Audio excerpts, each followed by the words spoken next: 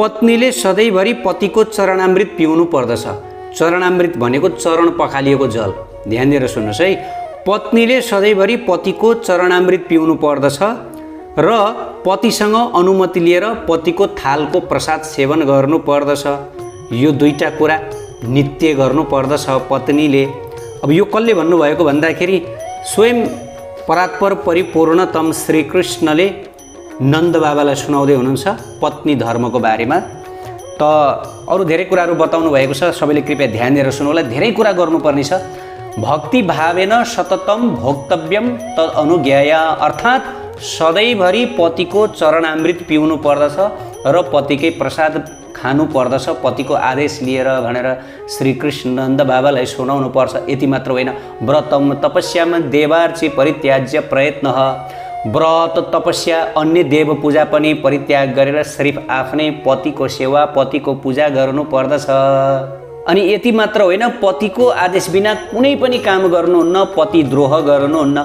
भगवान नारायण भन्दा पनि आफ्ना पतिलाई ठुला मानेर पतिको भक्ति गर्नु पर्दछ।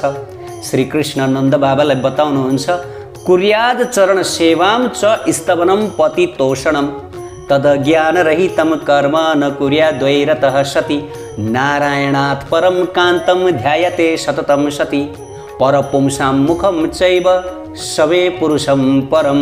आहा, श्रीकृष्ण नन्द बाबालाई के बताउनुहुन्छ भन्दाखेरि पतिको आदेश बिना पत्नीले केही पनि काम गर्नुहुन्न, पति द्रोह गर्नै हुन्न। पतिलाई भगवान नारायण भन्दा पनि ठुला मानेर पतिको भक्ति गर्नु पर्दछ। नारायणात् परम कान्तम ध्यायते सततम सती। हे ब्रजराज, उनले कहिल्यै पनि जतिसुकै सुन्दर, सुन्दर भनेको ह्यान्डसम भए पनि परपुरुषको अनुहार हेर्नुहुन्न। सुन्दर वस्त्र सुन्दर लुगा लगाएर यात्रा गर्नुहुन्न, उत्सवहरूमा पनि नाचगान गर्नुहुन्न, खेलकुद त खेल्नै हुन्न भनेर चाहिँ श्रीकृष्ण भगवान नन्द बाबालाई सुनाउँदै हुनुहुन्छ।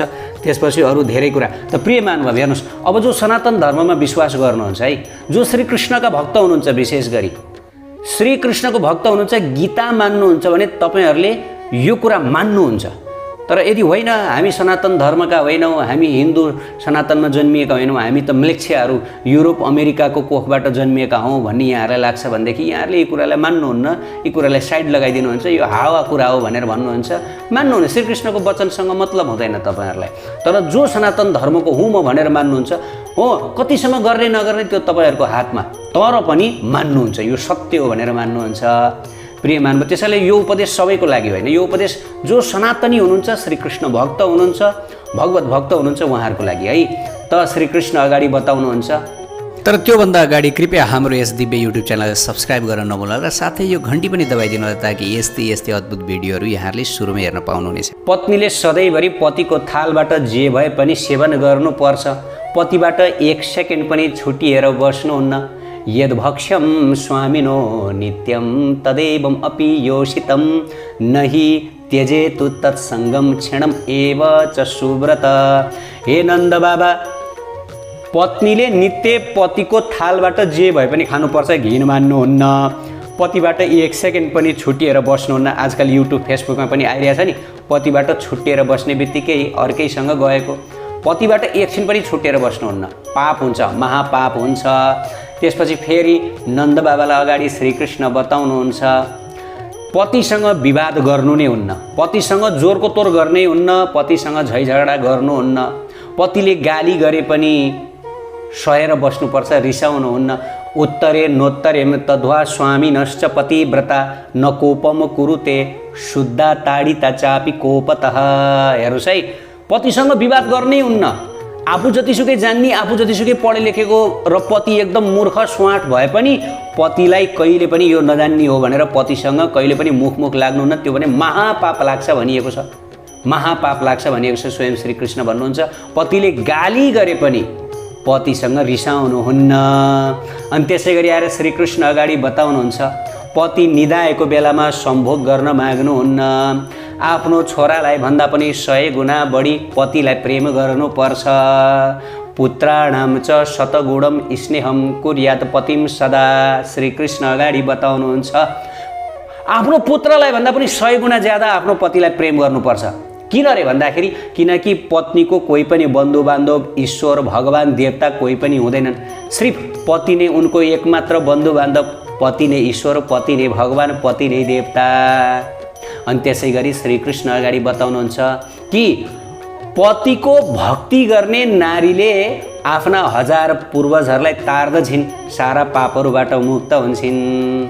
पुरुषाणाम सहस्रम च सती स्त्री च समुद्धारयेत्, पति पतिव्रतानां च मुच्यते सर्वपातकम्। आहा, पति भक्ति गर्ने जो नारी छिन्, पति शरणागत हुने नारी, यी नारीले आफूलाई त उद्धार गर्छिन्, केवल आफूलाई मात्र होइन, आफूभन्दा अगाडिका हजार पुस्तालाई तार्दछिन् रे, सबै पापहरूबाट मुक्त हुन्छन् रे भनेर हाम्रो शास्त्रमा बताइएको छ। त प्रिय महानुभाव, म यहाँहरू सबैलाई अनुरोध गर्न चाहन्छु, एउटा सुन्दर कथा पनि यहाँहरूलाई म सुनाउन जाँदैछु कि वास्तवमा हाम्रो सनातन धर्म कति महान छ। हो, पूजा कसको गर्ने? पूजा यस्तै नारीहरूको गर्ने जो पतिपरायण हुनुहुन्छ। सबै नारीको पूजा गर्नु भनिएको छैन है। फेरि यत्र सम्पूज्यते नारी भनेको फेरि सबै नारी, पहिला जाने नारीहरूको पूजा गर्नु, पतिसँग झै झगडा गर्ने, कलह गर्ने होइन, पतिलाई मार्ने स्त्रीहरूको पूजा गर्नु भनेको होइन। पूजा त कसको गर्नु? पूजा त राधा रानीको गर्नु, महालक्ष्मीको गर्नु, देवी पार्वती जो सती हुनुहुन्छ उहाँको गर्नु। सती नारीहरू सधैँभरि पूज्य। तपाईँ पनि यदि सती हुनुहुन्छ, सती भनेको चाहिँ फेरि आजकल यो शब्द भन्ने बित्तिकै लौ अब लोग्नेसँगै चाहिँ पोल्न पठाउने हो, यस्तो कुरा गर्ने भनेर औँला तेर्स्याउँछन् मान्छेहरू। मूर्ख छन् सबै मान्छेहरूको दिमागमा यो टट्टी भरिदिएको छ कि तिमीहरूको धर्ममा चाहिँ स्त्रीहरूलाई चाहिँ यसरी पोल्न लान्थे पतिसँग भनेर। होइन, यो झुट हो, यो नितान्त झुट हो। नारीहरू त्यो समयमा पतिमा यति प्रेम भावले युक्त हुन्थे। अब हेर्नुहोस् न, यहाँ भने पतिलाई पुत्रभन्दा पनि 100 गुणा ज्यादा प्रेम गर्नु भनेर भनेको छ। त त्यो एक समय थियो जुन समयमा पतिप्रति यति धेरै प्रेम हुन्थ्यो कि जब पति परलोक जान्थे, पति परलोक गएपछि उनीहरू एक सेकेन्ड पनि यो धरतीमा बस्न चाहँदैनथे, उनीहरू स्वेच्छाले। र हाम्रो शास्त्र गरुड पुराणमा स्पष्ट बताइएको छ, जो नारी स्वेच्छाले आफ्नो पतिसँग चितामा आरोहण गर्दछिन्, चितारोहण गर्दछिन् भनेदेखि त्यो गर्दाखेरि के हुन्छ अरे भन्दाखेरि त्यो जुन चिताको आगोले ती पतिव्रत नारीलाई एकदम शीतलता प्रदान गर्दछ अरे, पोल्दैन रे, आनन्द आउँछ अरे, आनन्द। रत्ती पनि पोल्दैन भनिएको छ। हेर्नुहोस् है, अब शास्त्रको वचन। अब यो भनेर चाहिँ फेरि मैले चाहिँ फेरि सती प्रथाको चाहिँ मैले समर्थन गरेको भन्ने कसैको मनमा लाग्न सक्छ। त्यस्तो होइन, हेर्नुहोस्, त्यस्तो होइन। हो, समय काल परिस्थिति अहिले बदलिएको छ। अहिले नारीहरूमा पतिप्रति प्रेम, पति भक्ति, पतिपरायणता केही पनि छैन। अहिले इभन साधक साधिकाको समाजमा पनि छैन। कसैले पनि पतिप्रति त्यस्तो भाव राख्दैन। उल्टो पतिसँग छुट्टिनुपर्छ, पतिलाई कुट्नुपर्छ, पिट्नुपर्छ, पतिसँग जीवनभर एक्लै बस्नुहुन्न भनेर यस्तो किसिमको धारणाहरू अहिले आउन थालेको छ समाजमा। हामीले देखि पनि रहेको छौँ दिनका दिन युट्युब, फेसबुकमा। किन भन्दा अहिले वर्तमान समयमा पतिप्रतिको भक्ति भाव, शरणागति छैन। त्यसकारणले गर्दा अहिले यो हट्नै पर्छ। यो जो सती जाने यो हट्नुपर्छ, हटेर ठिक भयो, यो राम्रो भयो। किनभने देशकाल परिस्थिति अनुसार हुन्छ होइन। तर पनि जुन पतिपरायणता छ नि, पतिव्रता अथवा आफ्नो श्रीमानलाई भक्ति गर्नाले जुन फल प्राप्त गरिन्छ त्यो आज पनि प्राप्त गर्न सकिन्छ। आज पनि प्राप्त हुन्छ। तपाईँ कोसिस गरिहेर्नुहोस्, आफ्नो पतिको भक्ति, आफ्नो पतिको सधैँभरि फेभरेबल बन्नुहोस्। तपाईँहरूलाई बिस्तारै बिस्तारै भित्रैबाट भगवत कृपा, कृष्णको शक्ति तपाईँले पाउनुहुन्छ। अब हेर्नुहोस्, कृष्णभन्दा महान त कोही पनि हुनुहुन्न। कृष्णले जे भन्नुभयो त्यो परम सत्य हो। जहाँ पनि कृष्णले जे, जस्तै गीता कृष्णले भन्नुभयो, गीता परम सत्य भयो। कृष्णको भागवत परम सत्य हो, कृष्णको वाणी परम सत्य हो। र यो पनि परम सत्य हो कि नारीको एकमात्र धर्म भनेको पति सेवा, पति भक्ति। नारायणभन्दा पनि ठुलो मान्नु रे। ल हेर्नुहोस् त, नारायणभन्दा पनि ठुलो मानेर। त्यही भएर हाम्रो शास्त्रमा पतिलाई परमेश्वर भन्ने गरिन्छ। यो हाम्रो वचन होइन, यो हामीले कोही गुरुले, कोही पण्डितले भनेर भनेन। स्वयं भगवान् श्रीकृष्ण, स्वयं अनन्त कोटि ब्रह्माण्डका नायक होइन, श्रीकृष्ण परम अधिकारी भइबक्सन्छ। श्रीकृष्ण उहाँ ब्रह्मा विष्णु महेशका पनि स्वामी हुनुहुन्छ। सबैलाई सृष्टि उहाँले गर्नुभयो। त श्रीकृष्णभन्दा परम निर्णायक कसको हुन्छ वचन होइन? कसैको पनि हुँदैन।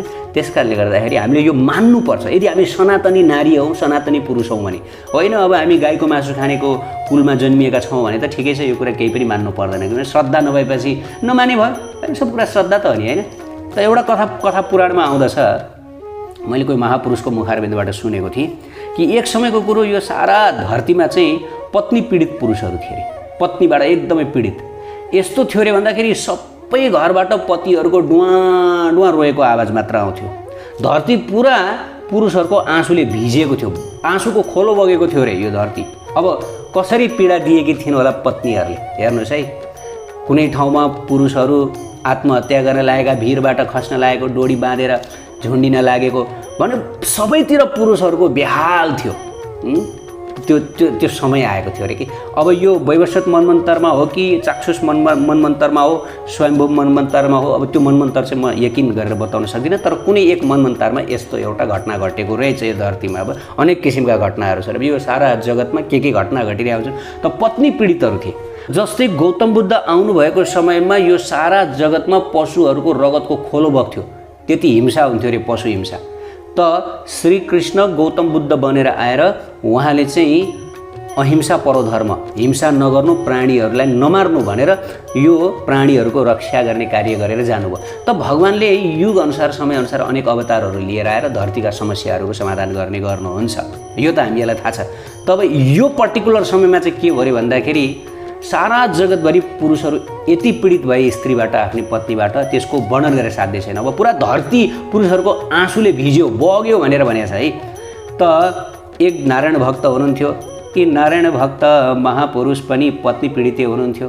हिमालयमा गएर उहाँले भगवान नारायणको घोर तपस्या गर्न थाल्नुभयो। उहाँले पहिलो महिना फलफुल मात्र सेवन गरेर, दोस्रो महिना पात पतिङ्गर सेवन गरेर, तेस्रो महिना जल मात्र सेवन गरेर, चौथो महिना वायु मात्र सेवन गरेर एउटा औँलाले भुइँमा टेकेर घोर तपस्या गर्नुभयो। अनि केही वर्षको तपस्यापछि भगवान प्रसन्न हुनुभएर भगवान दर्शन दिन भनी आउनुभयो। शरीर एकदम जीर्ण विदीर्ण भइसकेको थियो। प्रभुको हातको कमलको पुष्पको स्पर्श पाएर ती भक्तको शरीर जस्ता तस्तै भयो। प्रभुलाई चरणवन्दना गर्नुभयो। हे प्रभु, हे दुःखहन्ता, हे भक्त वत्सल प्रभु, भक्तले अलिकति पुकार्ने बित्तिकै आउनुहुने, दर्शन दिएर मलाई कृतार्थ गर्नुभयो। मेरो जीवन धन्य भयो। जसलाई ऋषि मुनि सन्त ध्यानीहरूले पनि दर्शन गर्न सक्दैनन्, मैले दर्शन गर्न पाएँ। आहा, अहो मेरो कति सौभाग्य भनेर यस प्रकार स्तुतिगान गर्नुभयो। परम सुन्दर कमल नयन भगवान नारायणले त्यसपछि आएर भक्तलाई भन्नुभयो, हे भक्त, म तिम्रो तपस्याबाट प्रसन्न भएको छु, मसँग वरदान माग भनेर भन्नुभयो। त्यसपछि भक्तले भन्नुभयो, हे प्रभु, मलाई यस्तो वरदान दिइबक्स्योस् कि म मुक्त हौँ, मैले हजुरको धाम प्राप्त गरौँ, मलाई यो संसारमा बार बार पत्नी स्वीकार गर्नुपर्ने यो दर्दनाक स्थितिबाट मुक्त गरिदिनु होला। बिचरा पत्नी पीडित हुनुहुन्थ्यो, खुब पत्नी पीडित। भगवानसँग माग्नुभयो। त्यसपछि भगवान दयालु श्री हरिले भन्नुभयो, जसले मेरो भक्ति गर्ने मात्र सङ्कल्प गर्दछ भनेदेखि उसले मेरो धाम प्राप्त गर्ने नगर्ने भन्ने कुराको चिन्ता गर्नु पर्दैन। केवल सङ्कल्प मात्र, म भक्ति गर्छु है, म भविष्यमा कृष्णको भक्ति गर्छु, राधारानीको भक्ति गर्छु, यदि सङ्कल्प मात्र यदि कसैले गर्छ भने पनि त्यो उसले प्राप्त गरेरै छाड्छ अरे धाम भनिएर भनियो।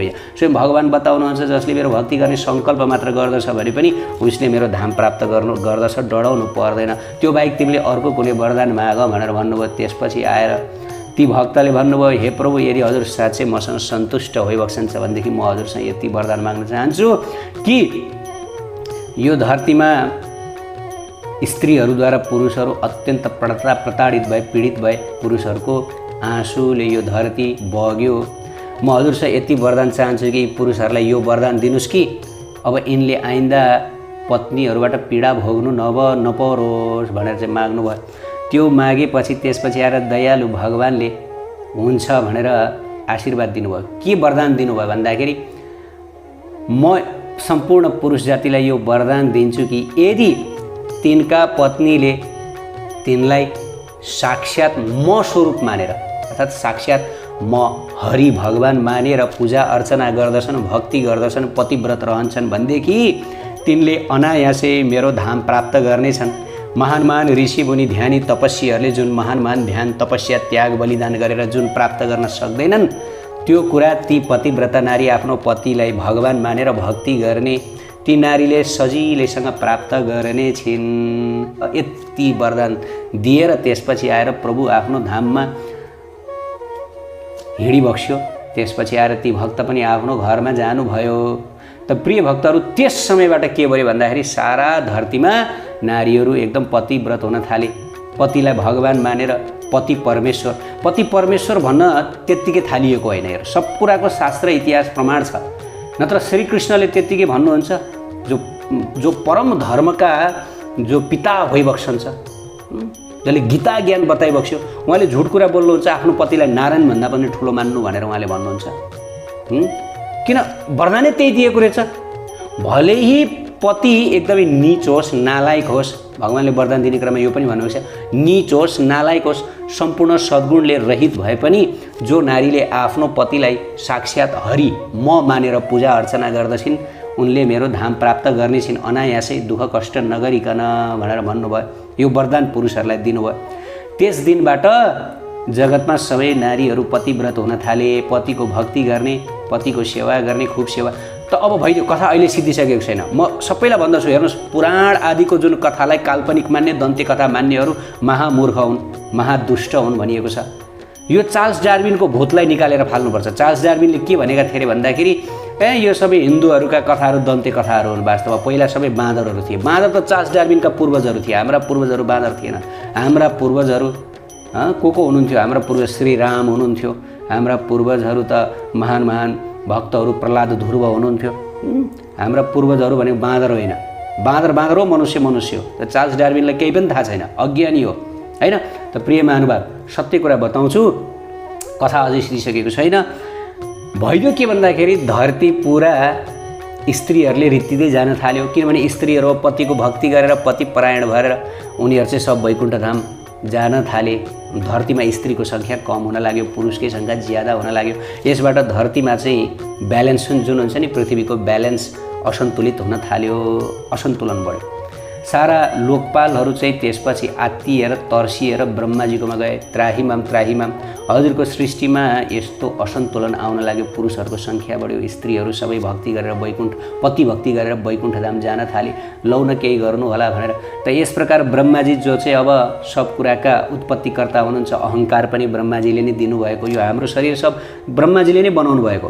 तर ब्रह्माजीलाई श्रीकृष्णले आदेश दिनुभएको है। फेरि यो चाहिँ हामीले बुझ्नुपर्छ नि, ब्रह्म संहितामा स्पष्ट बताएको छ, ब्रह्माजीलाई श्रीकृष्णले आदेश दिनुभएको। श्रीकृष्ण ब्रह्माजीका पनि पूजनीय हुनुहुन्छ। भागवतमा के बताउनु भयो? प्रार्थना गर्नुभएको छ कि परब्रह्म श्रीकृष्ण स्वयं नन्द बाबाको घरमा अथवा ब्रज वृन्दावनमा चाहिँ उहाँहरूको साथी मित्र दोस्त भएर आउनुभएको छ, सखा भएर आउनुभएको छ। ओहो, ब्रजवासीहरूको कस्तो अभाग्य भनेर चाहिँ प्रार्थना गर्नुभएको छ है। ब्रह्माजी भनेको श्रीकृष्णको भक्त हुनुहुन्छ।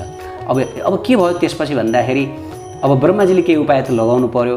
ब्रह्माजीले हुन्छ देवताहरू, म तपाईँहरूको समस्याको समाधान गर्छु भनेर ब्रह्माजीले के गरिदिनु भयो भन्दा स्त्रीहरूमा अहङ्कारको मात्रा ज्यादा बढाइदिनु भयो। किनभने अहङ्कारको उत्पत्ति पनि त ब्रह्माजीले नै गर्नुभयो। अहङ्कारको मात्रा ज्यादा भयो। त्यस दिनबाट स्त्रीहरूलाई अब पतिको भक्ति गर्न हम्मे पर्न थाल्यो। एकदम ठुलो तपस्या हुन थाल्यो। त्योभन्दा अगाडि एकदम पति भक्ति एकदम सजिलोले हुन्थ्यो। त्यसमा अहङ्कारको मात्रा बढिसकेपछि के भयो अरे भन्दाखेरि अहङ्कारले के गर्छ अरे भन्दाखेरि आफैलाई ठुलो, आफैलाई जान्ने, आफैलाई वाहन बनाउँछ। अहङ्कार जब हाम्रो हृदयमा बस्छ, कसैलाई पनि दोस्रो व्यक्तिलाई आएर बस्न दिँदैन। यो अहङ्कार बडा डेन्जर कुरा हो, एकदम डेन्जर कुरा हो। आफू मात्र डेरा जमाएर बस्न खोज्छ। मै जान्ने, मै सुन्ने, मै नै सबभन्दा ठुलो, मेरो निर्णय नै सबभन्दा ठुलो आदि इत्यादि। त्यसपछि नारीहरूमा यो स्वभाव आउन थाल्यो कि म जान्ने हुँ, म सुन्ने हुँ, म महान हुँ होइन, मेरो पति कोही पनि होइन भन्ने यस्तो किसिमको फिलिङ त्यसपछि आउन थाल्यो। अहङ्कारले ल्याइदिन्छ कि अहङ्कारले। त्यस कारणले गर्दा नारीहरूलाई अब पतिव्रत रहनको लागि बडा कठिन हुन थाल्यो। जो साँच्चै नै जो समर्थशाली थिए उनीहरूले त पतिव्रत पालना गर्दथे, उनीहरू पतिलाई भगवान मानेर पुज्दथे। तर जो समर्थशाली थिएनन् ती नारीहरूले पतिभक्ति गर्न सकेनन्, जसको कारणले गर्दा उनीहरूले वैकुण्ठ प्राप्त गर्न सकेनन् र फेरि जगतमा स्त्री पुरुषको सङ्ख्या बराबर जस्तै हुन थाल्यो। अहिले कलियुगमा त विशेष गरी यो कुरा गर्यो भने त कुटाइ पनि खाइन्छ होला। पतिभक्ति गर्ने, पतिलाई मान्ने, तपाईँ कस्तो कुरा गर्नुहुन्छ, चड्कन हान्छु भनेर भन्न सक्छन्। किन भन्दा समय बदलिएको छ। यो कलियुग हो। जति यो त सुरुवात मात्र हो, अझ हेर्दै जानुपर्छ कस्तो कस्तो समय आउँदैछ। तर शास्त्र हो। हेर्नु, शास्त्रको कुरो सधैँभरि सत्य हुन्छ। भगवान कहिले झुट बोल्नुहुन्न। किन जसरी नारीहरूलाई वरदान, अर्को यो पुरुषहरूलाई मात्र होइन नारीहरूलाई पनि वरदान दिएको छ कि इन्द्रले नारीहरूलाई के वरदान दिनुभयो कि नारीहरू दुईजिउ भएको बेलामा पनि सम्भोग सुख लिन सक्दछन्। नारीहरूले ब्रह्म हत्याको पाप लिनुभयो र त्यो आजसम्म पनि देखा परेको छ। रजस्वलाको जुन रगत छ त्यो रगत भनेको ब्रह्म हत्याको पाप हो। त्यही भएर रजवती भएको बेलामा छुनुहुन्न होइन। त्यो हाम्रो शास्त्र आजसम्म पनि काम भइरहेछ। जस्तै एकजना लेडीले चाहिँ तुलसीलाई छुनु भएको थियो, मेरै पत्नीले पनि एकचोटि तुलसीलाई छोएकी थिइन् बढाल्ने क्रममा, तुलसी देवी सुक्नु भयो होइन। यसमा त ब्रह्म हत्या छ नि त होइन, नारीहरूलाई श्राप हो नि त, श्राप बाँडेको हो नि त। आजसम्म पनि काम गर्छ हेर्नुहोस्, युग जुनसुकै होस् सत्य सत्य हो। त्यो भएर युग जुनसुकै होस् पति भगवान् हो, जडे आओस् पढे आओस् जोसुकै होस् पति भगवान् हो, बस सिद्धियो। श्रीकृष्णको वचन हो, शास्त्रको वचन हो, यसमा कुनै परिवर्तन हुनेवाला छैन। तपाईँ मान्नुहोस् नमान्नुहोस् त्यो तपाईँहरूको हातमा है, यो शास्त्रको वचन। र आजको लागि शास्त्रको यो महत्त्वपूर्ण वचन सुनाएर म यहाँबाट बिदा माग्न चाहन्छु। यदि यो आजको प्रसङ्ग मन परेको भए यहाँहरूले हाम्रो च्यानललाई सब्सक्राइब गरिदिनु होला र साथसाथै यो भिडियो आफ्नो साथीभाइलाई सेयर गरिदिनु होला। जाँदा जाँदै म यहाँलाई के कुरा बताउन चाहन्छु भन्दाखेरि यो केवल जानकारीको लागि मात्रै हो है। मैले पहिले भने श्रद्धा छ यहाँहरूले यसलाई स्वीकार गर्नुहोस्, मान्नुहोस्। श्रद्धा छैन भनेदेखि अब युट्युब च्यानलमा यसलाई स्किप गर्ने अप्सन पनि दिएकै छ, तर नेगेटिभ कमेन्ट चाहिँ नगरिदिनु होला। अन्तिमसम्म भिडियो सुन्ने बानी गर्नुपर्छ कि आध्यात्मिक भिडियोहरू। जय जय श्री राधे। राधारानीमा यहाँहरूको मन लागोस्, भक्तिभाव बढोस्, अरू जे सुकै होस्, भगवत भजनमा चाहिँ सधैँभरि तत्पर रहनु होला। राधे राधे।